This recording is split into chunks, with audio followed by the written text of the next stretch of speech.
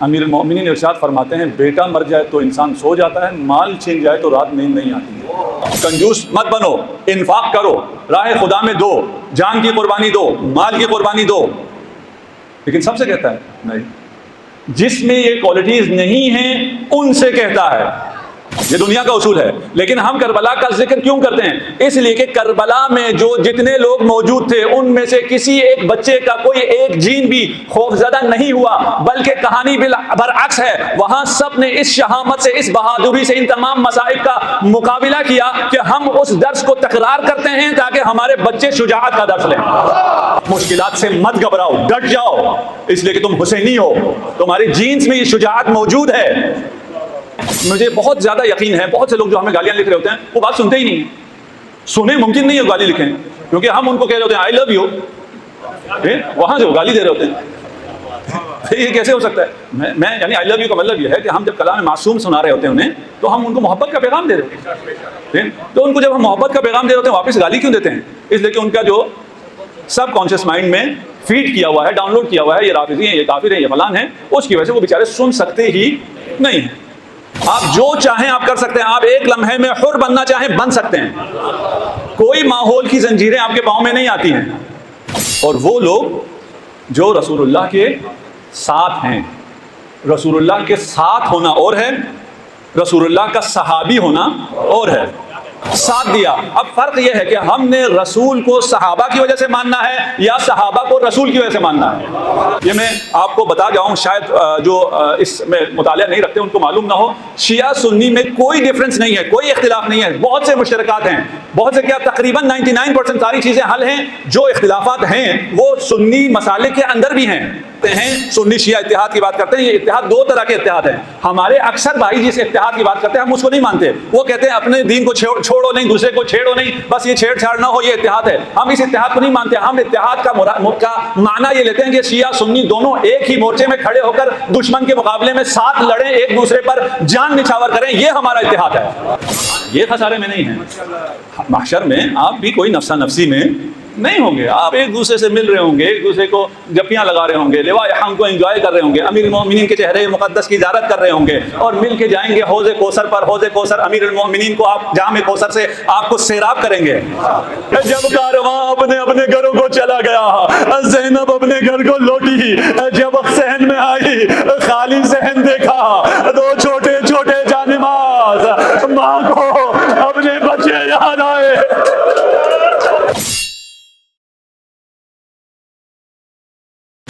رمیش بھائی نے انفاق کے حوالے سے میرا حوالہ دیا، اس لیے میں لازم سمجھتا ہوں کہ جو آپ نے فرمایا اس کی تائید نہ کروں۔ آپ اگر ایک نیکی کرتے ہیں تو وہ 10 برابر ہوتی ہے، لیکن یہ مالی نیکی نہیں ہے۔ عام نیکی 10 برابر ہوتی ہے، مالی نیکی 700 برابر ہوتی ہے۔ آپ اگر 1 روپیہ دیں گے تو 700 روپیہ لیں گے، 700 روپیہ بھی نہیں ہے۔ آپ اگر 1 روپیہ دیں گے ختم ہونے والا تو نہ ختم ہونے والے 700 انعام لیں گے، بلکہ آگے آئے چل کے کہتی ہے کہ 700 نہیں 1400 دیں گے، 2 برابر، اور جس کو ہم چاہیں گے اس سے بھی بڑھ کر دیں گے۔ یہ مالی نیکی ہے، کیونکہ مال انسان کو بہت زیادہ عزیز ہے۔ امیر المومنین ارشاد فرماتے ہیں بیٹا مر جائے تو انسان سو جاتا ہے، مال چھن جائے تو رات نیند نہیں آتی ہے، اتنی محبت ہے۔ اور اگر یہ مال راہ سید الشہداء میں دے، میں قسم کھا کر کہتا ہوں فرشتے بھی اس کا حساب نہیں لگا سکتے۔ جو آپ کو ملنے جا رہا ہے اس کا فرشتے بھی حساب نہیں لگا سکتے۔ اور یہ بھی یقین مان لیجئے کہ جو مال آپ راہ خدا میں دیتے ہیں، اس کو تصحیح کی ضرورت ہے۔ ہم کہتے ہیں نا خدا کے لیے دیا ہے، خدا کے لیے کوئی نہیں دیا، خدا محتاج نہیں ہے آپ کے مال کا۔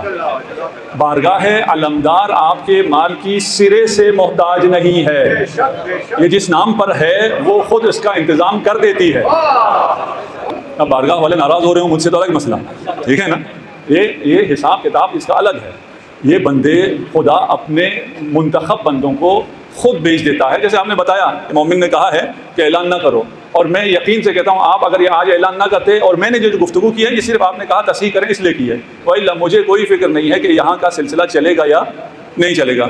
لوگ یہ سمجھتے ہیں کہ عزاداری ہم سے قائم ہے، ہم کیونکہ عزاداری میں آتے ہیں، ہم مرثیے پڑھتے ہیں، ہم نوحے پڑھتے ہیں، ہم مجالس بپا کرتے ہیں، اس لیے عزاداری ہم سے قائم ہے، اور ہم لوگ بھی یہ اپیلیں کرتے ہیں کہ اس عزاداری کو قائم دائم رکھنے کے لیے آپ بھی اپنا حصہ ڈالیں۔ یہ کانسیپٹ سرے سے غلط ہے۔ عزاداری ہم سے قائم نہیں ہے، ہم عزاداری سے قائم ہیں۔ یہ عزاداری کا ہم پر احسان ہے، یہ جناب سیدہ کا ہم پر احسان ہے کہ ہمیں اس قابل سمجھا کہ ہم آ کر اس فرش پر بیٹھ سکیں۔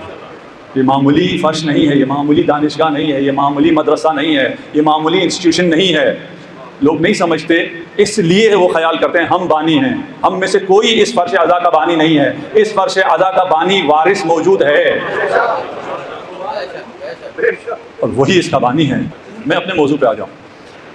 ہم اس دنیا میں آئے، ہمیں مختلف حکم دیا گیا ہے، ہم سے مال بھی مانگا گیا ہے، راہ خدا میں کہا انفاق کرو، لیکن سب سے مال نہیں مانگا گیا۔ ہم سے شجاعت بھی مانگی گئی ہے لیکن سب سے شجاعت کا مطالبہ نہیں ہے۔ ہم سے قربانیاں بھی مانگی گئی ہے لیکن سب سے قربانی بھی نہیں مانگی گئی، کیونکہ مانگنے والی ذات وہ ہے جس کے پاس سب کچھ خود ہی موجود ہے۔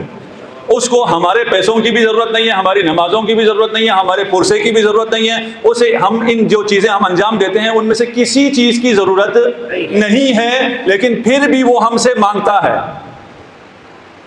پھر بھی ہم سے طلب کر رہا ہے۔ ہمیں کہتا ہے شجاع بنو، مت ڈرو، بزدلی مت دکھاؤ، کنجوس مت بنو، انفاق کرو، راہ خدا میں دو، جان کی قربانی دو، مال کی قربانی دو، لیکن سب سے کہتا ہے نہیں۔ جس میں یہ کوالٹیز نہیں ہیں ان سے کہتا ہے، جو سخی نہیں ہیں، جو خود سے پہلے ڈونیشن جنہوں نے نہیں دی ہوئی ہے، آپ نے اپیل ان سے کی ہے کہ آپ بھی اپنا حصہ دے دیں۔ خدا بھی جو سخی نہیں ہے اس سے کہتا ہے انفاق کرو، جو سخی ہے اس سے کہتا ہے ہاتھ ذرا سنبھال کے خرچ کرو۔ بالکل الٹا ہو گیا، یعنی جو آپ میں نہیں ہے وہ خدا کو مطلوب ہے۔ یہ اگر جوان سمجھ لیں تو ان کی زندگی بدل جائے گی۔ ہم یہ سمجھتے ہیں میں بہادر ہوں، بہادری والے میں کام کروں گا، لکھنے پڑھنے والے کام مجھ سے نہیں ہوتے، یہ میں اس کے لیے نہیں ہوں۔ اور ہماری کیریئر کاؤنسلنگ میں بھی یہی کہا جاتا ہے آپ کو جس چیز میں دلچسپی آپ وہی کرو۔ خدا آپ سے اس کے بالکل الٹا کہہ رہا ہے۔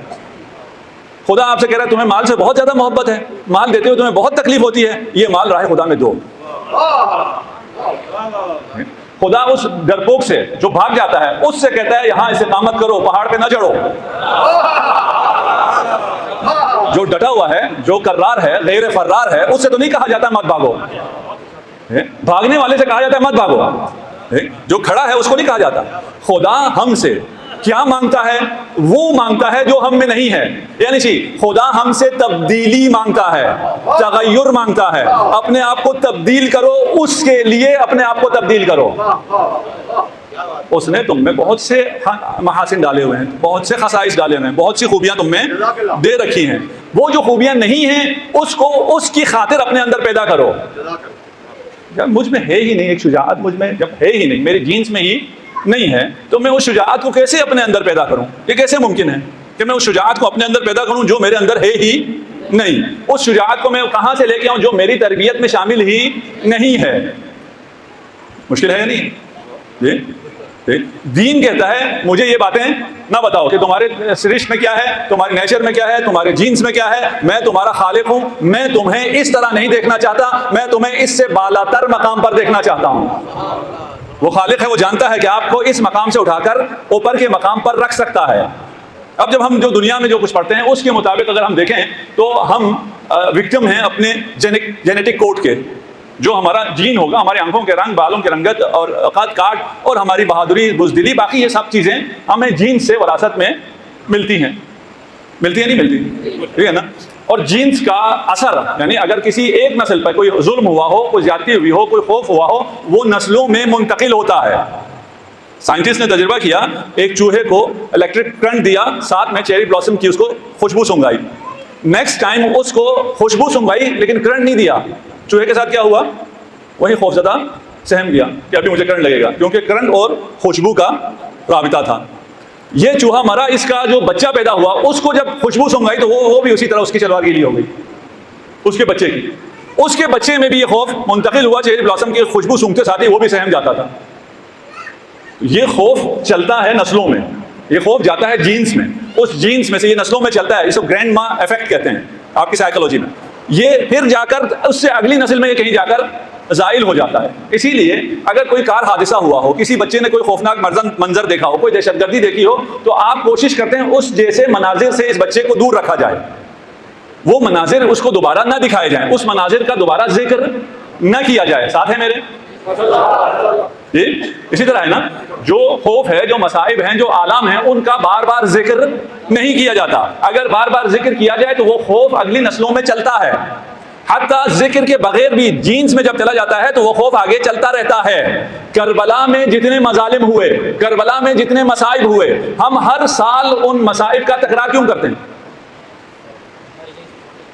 جی اصولاً تو نہیں کرنا چاہیے، جو انسانی وہ ہے سائیکالوجی ہے، اس میں تو یہ ہے کہ اس کا ذکر نہ کرو، کرو گے تو تم بھی ڈرو گے، ٹھیک ہے نا۔ جو خوفناک چیزیں ہیں، جو تشدد ہوا ہے، جو ظلم ہوا ہے، جو ستم ہوا ہے، اس کا ذکر اپنے بچوں کے سامنے مت کرو، نہیں تو وہ بھی ڈریں گے ظالم سے۔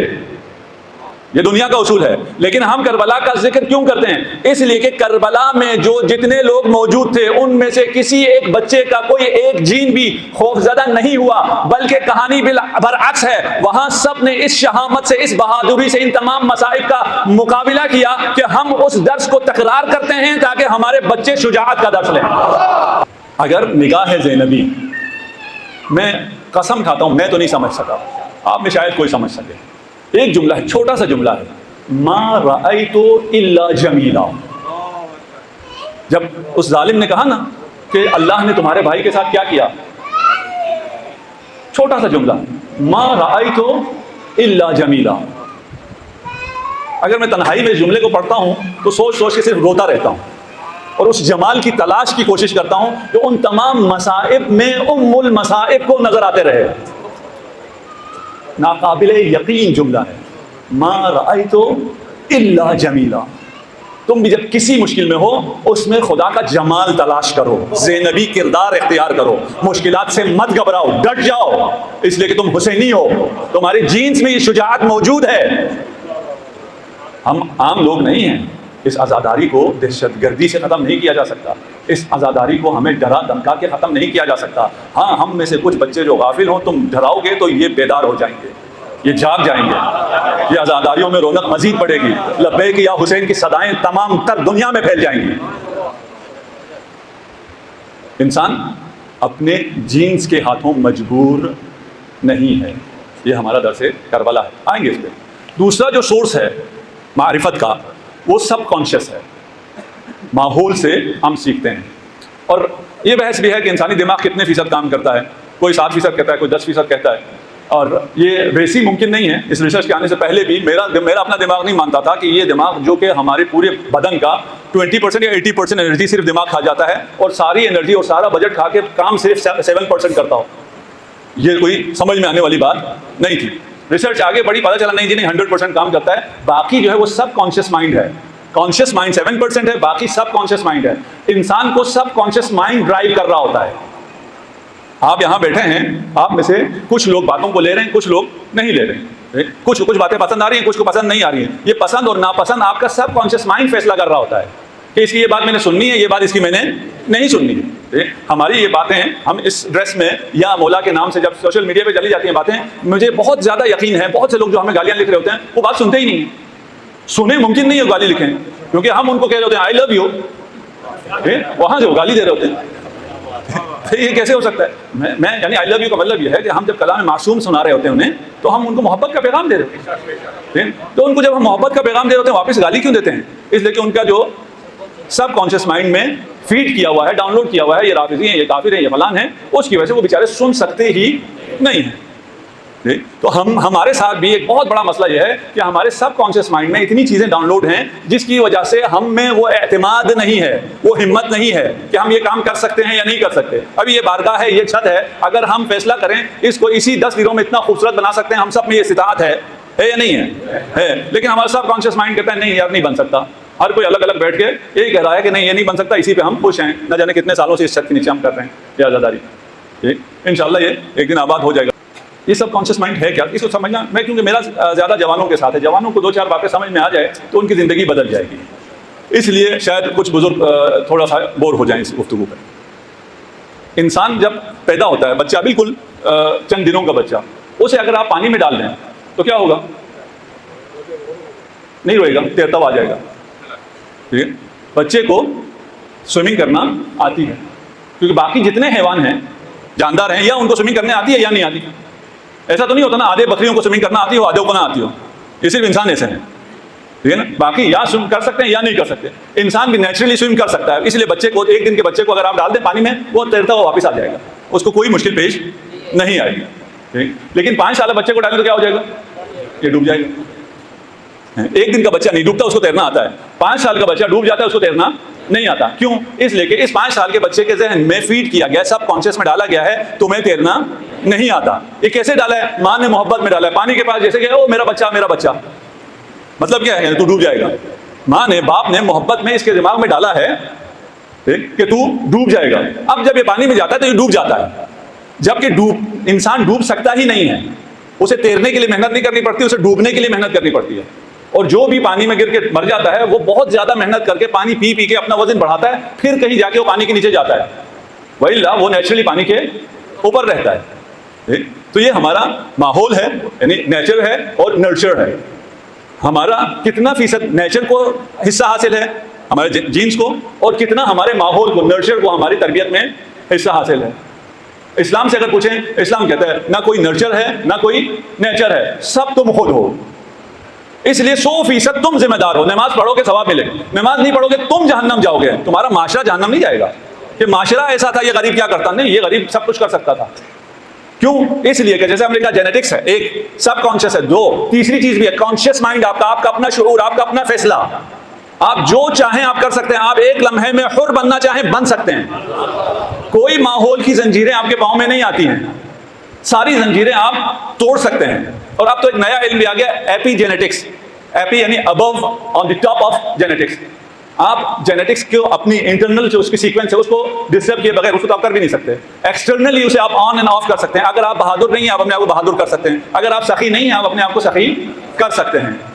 اب میں سخی کر چکا سب یہ نہیں ہے، ہمارے لیے آسان اس لیے ہے کہ ہمارے سامنے سیرت معصومین موجود ہے، ہمارے لیے اتنا آسان ہے، اتنا آسان ہے، ہم نے یہ سوچنا ہی نہیں ہے کہ یہ ہم کر سکتے ہیں یا نہیں کر سکتے ہیں۔ اگر میرے مولا نے مجھے حکم دیا ہے کہ تم یہ کام کرو، اس کا مطلب ہے میں یہ کام کر سکتا ہوں۔ ساری دنیا کچھ اور کہتی رہے، میں کہوں گا نہیں، تم سب احمق ہو، عقل کل میرا امام ہے۔ اگر اس نے کہا ہے یہ ہو سکتا ہے تو پھر ہو سکتا ہے۔ اگر وہ خود جامع الازداد ہے، وہ رات میں بکا ہے، گریا کرتا ہے، محراب عبادت میں تھر تھراتا ہے، لرزتا ہے، اور میدان جنگ میں مسکراتا ہے، تو میں بھی یہ کام کر سکتا ہوں۔ وہ عابد بھی ہے، وہ زاہد بھی ہے، وہ مجاہد بھی ہے، وہ حکمران بھی ہے، وہ انفاق بھی کرتا ہے، وہ احسان بھی کرتا ہے، وہ رحم دل بھی ہے، وہ سخت بھی ہے، تمام ازداد ہیں۔ یعنی کہ میں اگر اس میں اچھا ہوں تو دوسری ضد مجھ میں نہیں آ سکتی ہے۔ جہاں سختی کا مورد ہو وہاں مجھے حکم ہے سختی کرو، حلال حرام میں سختی کا حکم ہے، وہاں یہ نہیں کہ میں بہت ایزی گوئنگ ہوں، مجھے کوئی فرق نہیں پڑتا، آپ جیسے مرضی کریں، جو مرضی کھائیں، جو مرضی پئیں، جو مرضی پہنیں، نہیں، میں برداشت نہیں کرتا، مجھے امر معروف اور نہی عن المنکر کا حکم ہے نا۔ ہاں آپ کو ضرورت پیش آ گئی ہے، میں سب سے زیادہ رحم دل ہوں۔ محمد رسول اللہ والذین معہ، اور وہ لوگ جو رسول اللہ کے ساتھ ہیں۔ رسول اللہ کے ساتھ ہونا اور ہے، رسول اللہ کا صحابی ہونا اور ہے، ٹھیک ہے؟ یا اس کو اردو میں کہہ دوں، رسول اللہ کے ساتھ ہونا اور ہے، رسول اللہ کا ساتھ دینا اور ہے۔ والذین معہ، وہ لوگ جنہوں نے رسول خدا کا ساتھ دیا، جنہوں نے رسول خدا کا ساتھ دیا ان پر ہماری جانیں قربان، ہم ان کے پاؤں کی خاک، ہمارا مال جان سب ان پہ قربان۔ ہم رسول خدا بہت بلند ہستی ہیں، ہم اصحاب امام حسین پر اپنی جان قربان کرتے ہیں، ان کا ذکر ہم عبادت سمجھتے ہیں۔ لیکن کن اصحاب کا؟ جنہوں نے امام کا ساتھ دیا، جنہوں نے رسول خدا کا ساتھ دیا۔ اب فرق یہ ہے کہ ہم نے رسول کو صحابہ کی وجہ سے ماننا ہے یا صحابہ کو رسول کی وجہ سے ماننا ہے، ہمارا صرف اتنا سا اختلاف ہے، باقی ہم اصحاب کی عزت کرتے ہیں، لیکن ملاک میں فرق ہے۔ ملاک یہ ہے کہ ہم رسول کی وجہ سے عزت کرتے ہیں، یہ صحابہ کی وجہ سے رسول کی عزت کرتے ہیں۔ یہ دو فرقے ہیں، ایک فرقہ حسینی ہے، ایک فرقہ یزیدی ہے. شیعہ سنی کی بات نہیں کر رہا میں، ٹھیک ہے؟ ہم سب شیعہ سنی بالکل متفق ہیں. یہ میں آپ کو بتا گیا ہوں، شاید جو اس میں مطالعہ نہیں رکھتے ان کو معلوم نہ ہو. شیعہ سنی میں کوئی ڈفرنس نہیں ہے، کوئی اختلاف نہیں ہے، بہت سے مشترکات ہیں، بہت سے کیا تقریباً 99% ساری چیزیں حل ہیں. جو اختلافات ہیں وہ سنی مسالک کے اندر بھی ہیں. سنی بھی تو مختلف مسالک ہیں نا، مختلف فرقے ہیں، ان میں بھی اختلافات ہیں. ہمارے ہاں بھی مجتہدین میں اختلافات ہیں، اس کو تو کوئی اختلاف نہیں کہتا. اسے کوئی اختلاف کہتا ہے کہ آپ فلاں کی تقلید کرتے ہیں تو میں فلاں کی تقلید کرتا ہوں، آپ کے لیے چاند ثابت ہو جاتا ہے، میرے لیے چاند ثابت نہیں ہوتا. تو کیا ہوتا ہے؟ اس سے کچھ بھی نہیں ہوتا. یہ ہمارے ہاں بہت بڑا ایشو بنا دیا جاتا ہے. اس کو ایشو اس لیے بن جاتا ہے کہ یہ کوئی نان ایشو کو ایشو بنایا جاتا ہے. بھائی آپ کے لیے چاند ثابت ہے، آپ عید کرو، آپ کے لیے چاند ثابت نہیں، آپ عید نہ کرو. وہ کہتے کیسے ہو سکتا ہے جی ایک گھر میں ایک آدمی روزہ رکھے ایک نہ رکھے؟ اچھا رمضان میں آپ مریض ہو جاتے ہیں، آپ روزہ نہیں رکھتے، آپ کے بیٹے مریض نہیں وہ روزہ رکھتے ہیں، کیا ہو جاتا ہے؟ ایک گھر میں ایک نے روزہ رکھا ہوا ایک نے روزہ نہیں رکھا ہوا، کیا ہوتا ہے؟ کچھ بھی تو نہیں ہوتا. تو عید کے دن کیا ہو جاتا ہے؟ اگر ایک کا روزہ ہے ایک کا روزہ نہیں ہے، میں اپنی فقہی اعتبار سے جس چیز کو فالو کرتا ہوں اس کے حساب سے یہ کوئی اختلاف ہے؟ اس سرے سے کوئی اختلاف نہیں ہے. وجہ یہ ہے کہ ہم عید کے دن، جیسے ابھی رات کو میں آیا ہوں، میں جلدی اسی لیے آیا تھا کہ رش زیادہ تھا اس لیے جلدی پہنچ گیا. ٹھیک، میں پچھلی مجلس میں نے 15 منٹ پہلے ختم کی اور ٹائم لے کے یہاں آیا، اس لیے کہ جشن آزادی کے نام پر بہت سے ایسے کام کیے جاتے ہیں جو جشن کے دنوں میں، یوم آزادی کے دن نہیں کیے جانے چاہیے. یہ یوم آزادی نہیں ہے. ہم عید کے دن بھی ایسے بہت سے کام کرتے ہیں جو سرے سے عید نہیں ہے، اور پھر اس کے لیے کہتے ہیں کیونکہ ہم یہ نہیں کر سکتے. یہ جو مجتہدین کے اختلافات ہے اس نے ہمیں مشکل میں ڈال دیا ہے. بات پہنچ رہی ہے؟ جی، اختلاف ہمارے اپنے اندر بھی ہے، فقہا کے اندر بھی ہے، باقی فرقوں کے اندر بھی ہے، مسالک کے اندر بھی. اسے کوئی اختلاف کہتا نہیں ہے. دونوں کہتے ہیں عید کرو، چاند نظر آنے پہ ایک کو نظر آیا ایک کو نظر نہیں آیا. اتنا سمپل سا ہے. ٹھیک، ہر کوئی اپنے مطابق عمل کرے گا، کوئی اختلاف نہیں ہوگا. کوئی شیعہ سنی اختلاف وجود نہیں رکھتا ہے. کوئی ایسا اختلاف نہیں ہے جس کی وجہ سے ہم ایک دوسرے کے دست گریبان ہو جائیں. ہم اتحاد کی اگر بات کرتے ہیں، سنی شیعہ اتحاد کی بات کرتے ہیں، یہ اتحاد دو طرح کے اتحاد ہیں. ہمارے اکثر بھائی جس اتحاد کی بات کرتے ہیں ہم اس کو نہیں مانتے. وہ کہتے ہیں اپنے دین کو چھوڑو نہیں، دوسرے کو چھیڑو نہیں، بس یہ چھیڑ چھاڑ نہ ہو، یہ اتحاد ہے. ہم اس اتحاد کو نہیں مانتے. ہم اتحاد کا معنی یہ لیتے ہیں کہ شیعہ سنی دونوں ایک ہی مورچے میں کھڑے ہو کر دشمن کے مقابلے میں ساتھ لڑیں، ایک دوسرے پر جان نچھاور کریں. یہ ہمارا اتحاد ہے. کوئی اختلاف شیعہ سنی نہیں ہے. یہ دونوں طرف سے جو ایجنٹ ہیں وہ اختلافات کو ہوا دیتے ہیں. اختلافات یا جو علمی ابحاث کرتے ہیں، میں خود بھی علمی ابحاث کرتا ہوں اور آپ کے سامنے اس اشیاء میں بھی کی ہیں. ہم نے اپنا موقف پیش کیا، اپنے موقف پہ اپنی دلیل بھی ہم نے پیش کی ہے. یہ کوئی تفرقہ بازی نہیں ہے. بھائی ہم یہ دلیل رکھتے ہیں، ہم اپنی دلیل کو اپنے بچوں کو سمجھائیں گے. ہم علی کی خلافت بلا فاصل پر ایمان رکھتے ہیں، یہ ہمارے ایمان کا حصہ ہے. ہم اس سے ہاتھ نہیں اٹھا سکتے. ہم نے اپنے بچوں کو یہ درس دینا ہے اور یہی دینا ہے اور اسی مائک پہ دینا ہے. اس میں کوئی ڈھکی چھپی بات تو ہے نہیں. اس میں کوئی اختلاف بھی نہیں ہے. ٹھیک ہے جی، آپ نے جس کو ماننا ہے آپ مانیں، ہم نے جس کو ماننا ہے ہم مانیں گے. ہمارے حساب سے اس میں نجات ہے، آپ کے لحاظ سے اس میں نجات ہے. کل دیکھی جائے گی، اس میں تو کوئی جھگڑا ہی نہیں ہوگا. کل ٹھیک ہے، کل کوئی جھگڑا نہیں ہوگا. اور کل کیا ہوگا، آپ لوگ انشاءاللہ، جو آپ سے مراد جو ولایت امیر المومنین پر ہیں، آپ کو اسپیشل پروٹوکول کے تحت لوائے حمد کے سائے میں جنت کی طرف لے جایا جائے گا، کاروان نور میں. اور وہ لوگ دور سے دیکھ کر آپ کو تک رہے ہوں گے اور آپ سے کہیں گے تھوڑی دیر ہمیں مزید دیکھنے کی اجازت دو، تمہیں دیکھنے سے ہمارے عذاب میں تخفیف ہو رہی ہے. وہ جو آج مولا کے چہرے کی کو عبادت نہیں مان رہے ہیں، کل ہمارے چہروں کو دیکھنا عبادت سمجھیں گے. کل تو کوئی جھگڑا ہی نہیں. محشر میں وہ جو آپ نے سن رکھا ہے نا نفسا نفسی ہوگی، وہ ایسا بھی کچھ بھی نہیں ہوگا. ہمارے درمیان کوئی نفسا نفسی نہیں ہوگی. وہ اور لوگ ہیں. ٹھیک، مسئلہ یہ ہے جو زیادہ ہوتا ہے وہ مشہور ہو جاتا ہے، وہ آگے الا رہ جاتا ہے. والعصر ان الانسان لفی خسر. اگر صرف یہی ہو تو پھر تو ہم سب گئے نا، تو پھر تو ہم سب خسارے میں گئے. فرش عذاب پہ بیٹھے ہوئے بھی خسارے میں چلے جائیں، پھر کیا بات رہ گئی؟ الا الذین آمنوا، ایمان والے یہاں بیٹھے ہیں، یہ خسارے میں نہیں ہیں. یہ عمل صالح کرنے والے خسارے میں نہیں ہیں. نہ فقط یہ خسارے میں نہیں ہیں، یہ منفعت میں ہیں، یہ پروفٹ میں ہیں. یہ یہاں ابھی بزنس بنا رہے ہیں، یہ یہاں ابھی جنت میں جائیدادیں بنا رہے ہیں. یہ جو ابھی یہاں سرود پڑھیں گے ان کے جنت میں گھر ابھی بننا شروع ہوں گے. صلوات پڑھ دیجیے محمد وعلی محمد. یہ خسارے میں نہیں ہیں. محشر میں آپ بھی کوئی نفسا نفسی میں نہیں ہوں گے. آپ ایک دوسرے سے مل رہے ہوں گے، ایک دوسرے کو جپیاں لگا رہے ہوں گے، لوائے حمد کو انجوائے کر رہے ہوں گے، امیر المومنین کے چہرے مقدس کی زیارت کر رہے ہوں گے، اور مل کے جائیں گے حوض کوثر پر. حوض کوثر امیر المومنین کو آپ جام کوثر سے آپ کو سیراب کریں گے. خوبصورت سفر ہے. کون خسارے میں ہے؟ کون نفسا نفسی میں ہے؟ ہم نہ نفسا نفسی میں ہیں، نہ ہم خسارے میں ہیں. ہم کوشش کرتے ہیں ساری انسانیت بھی خسارے سے نکل کر فرش عزا پر آ جائے. یہ فرش عزا عبادت کی جگہ ہے, یہ بیدار ہونے کی جگہ ہے, یہ شعور پانے کی جگہ ہے, یہ فیصلہ لینے کی جگہ ہے کہ حالات جو مرضی ہوں میں اپنے آپ کو بدل سکتا ہوں, میں خدا کے قریب ہو سکتا ہوں, میں تقرب اللہ حاصل کر سکتا ہوں, میں حسینی ہو سکتا ہوں, میں زینبی ہو سکتا ہوں. ماحول مجھے کچھ نہیں کہہ سکتا, دشمن مجھے کچھ نہیں کہہ سکتا. میرے ہاتھ میں اگر عباس کا علم ہے تو میرا کردار بھی علی اکبر کا ہوگا. خدا کرے ہمیں کربلا سے درس لینے کی توفیق ملے, کربلا سے زندگی لینے کی توفیق ملے, کربلا سے دعائیں لینے کی توفیق ملے. ہم سب کو کربلا کی خدا زیارت نصیب کرے. جب زینب کبریٰ کربلا تشریف لاتی ہیں, عرض کربلا کو سونگ کر غش کھا کے گر جاتی ہیں. جب ہوش آتا ہے تو عرض کرتی ہیں, بھیا حسین اس خاک سے آپ کے خون کی خوشبو آ رہی ہے. کوئی قلب زینب سے پوچھے کتنا سخت تھا زینب کے لیے کربلا میں خیموں کو لگانا. جب پتا ہو کہ یہ خیمے جب لگ رہے ہیں, اب جب یہ خیمے جب اکھڑیں گے تو بھائی حسین ساتھ نہیں ہوگا. خیام میں بیویاں اپنے اپنے بچوں کو تیار کر رہی ہیں, زینب اپنے اون و محمد کو تیار کر رہی ہیں. بچوں کل جب جنگ ہو تو اماموں پر جان قربان کرنے میں دریغ نہ کرنا. تم جعفر طیار کے پوتے ہو, تم حیدر کرار کے نواسے ہو, تم نے ایسی جنگ کرنی ہے, اپنی جان اپنے ماموں پر نشاور کرنی ہے. اتنے چھوٹے چھوٹے بچے تھے کہ ذرا بھی ان کے جسم پر پوری نہیں آتی تھی.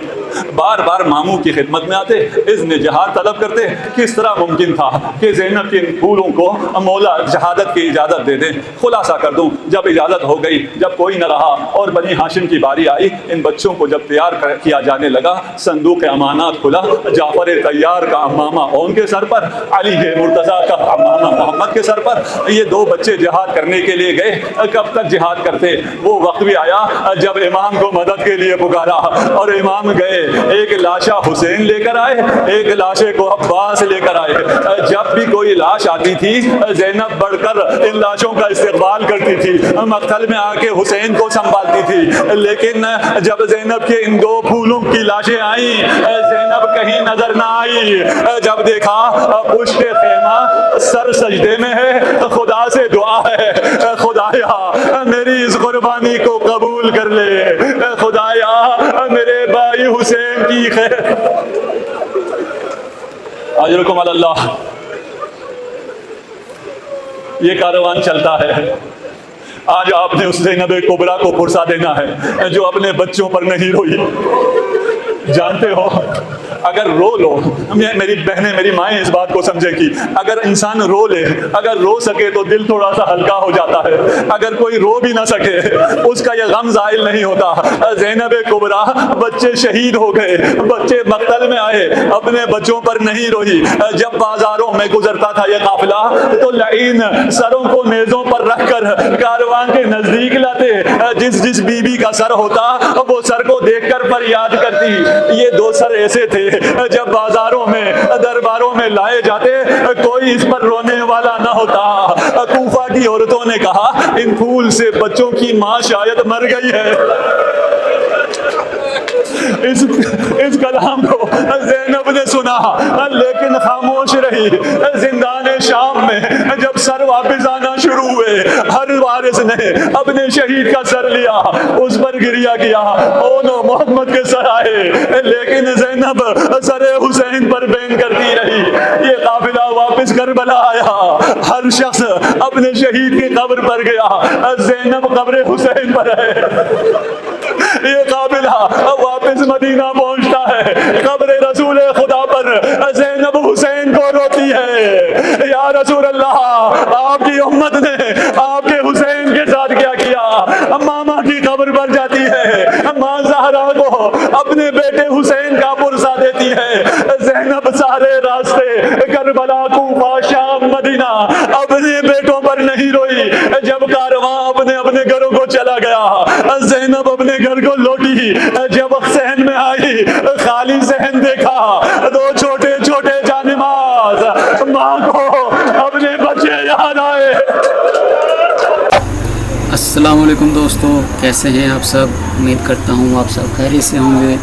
ہماری یہ ویڈیو آپ کو کیسی لگی ہے ہمیں کمنٹ سیکشن میں ضرور بتا دیا کریں, اور ہماری اس ویڈیو کو اپنے دوستوں کے ساتھ ضرور شیئر کیا کریں تاکہ ہر آنے والی نئی ویڈیو آپ کے پاس بروقت پہنچ سکے، اور ہماری اس ویڈیو کو اپنے دوست احباب اور رشتہ داروں کے ساتھ بھی شیئر کیا کریں تاکہ ان کے پاس بھی ذکر محمد و آل محمد بروقت پہنچ سکے۔ اللہ تعالیٰ سے دعا ہے کہ ذکر محمد و آل محمد آپ کی نسلوں میں جاری و ساری رہے۔ السلام علیکم۔